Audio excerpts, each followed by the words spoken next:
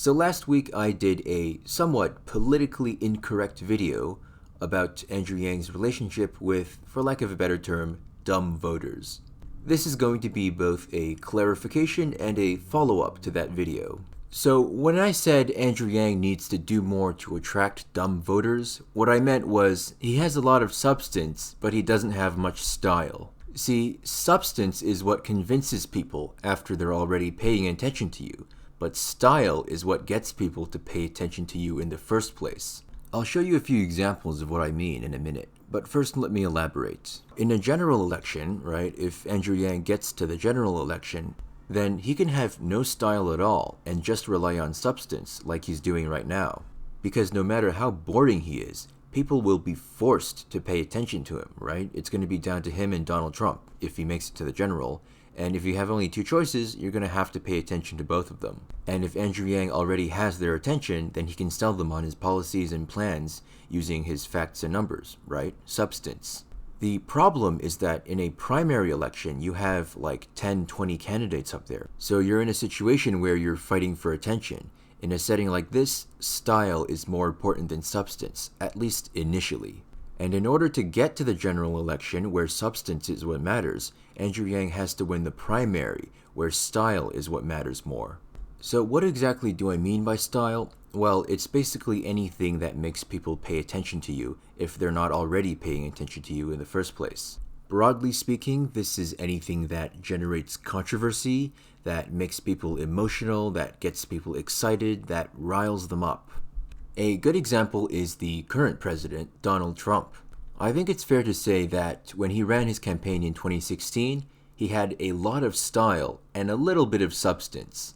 Just enough substance to satisfy those people who peek below the surface but don't dig any further. And as you might remember, Donald Trump's strategy of having a lot of substance, or rather a lot of style and a little bit of substance, that strategy was very effective during the 2016 Republican primary.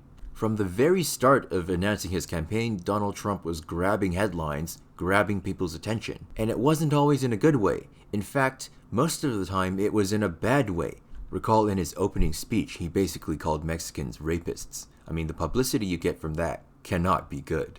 But that doesn't matter. What matters is he's grabbing people's attention. And having people's attention is the key factor in an election where there are lots and lots of candidates, like the primaries. And of course, he also won the general election, but he didn't win it nearly as easily, even though Hillary Clinton was a really, really bad candidate. So the gist of what I'm saying here is that because Donald Trump was a showman, an actor, somebody who knew how to talk, who knew how to rile people up, speak to their emotions, speak to their hearts, he did really good in the primaries and not as good in the general election, and he only won because Hillary was such a horrible candidate. In other words, lots of style, little substance. Andrew Yang is the opposite, okay? Andrew Yang is all about facts, about numbers, about realities, and looking into the future. But he's not a showman. He's more like an engineer or a doctor, a sort of sciencey type brain person. These people are really smart, really competent, they know what they're doing, but they're often really bad at riling up a crowd, at speaking to people's emotions, speaking to them emotionally. Rather, they talk to people intellectually more often, right? They talk to their brains instead of their hearts. This approach works in a general election because people are already paying attention to you, right? There's only two people in the general election, so you're going to be paying attention. You don't need to grab their attention, you already have it. So at that point, Andrew Yang can just unload all of his substance on them. No pun intended. And everybody's just going to eat it up, again, no pun intended, while Donald Trump, being a style type of person, simply can't compete with Andrew Yang on that front. But again, to get to the general, you have to win the primaries, and Andrew Yang needs more style to do that. He needs to do and say things that are controversial. He needs to make people feel emotional, feel excited, maybe even feel angry.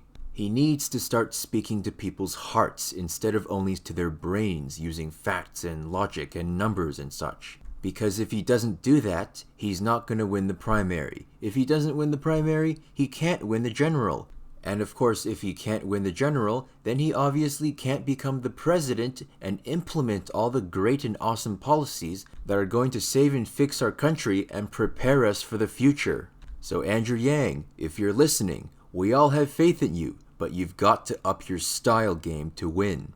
And to everyone else, what do you think Andrew Yang can do to up his style game? Share your thoughts in the comments, and with a little bit of luck, they'll get to Andrew Yang and help him win. Are all y'all paying attention? Automation gonna sweep the nation unless we get him in.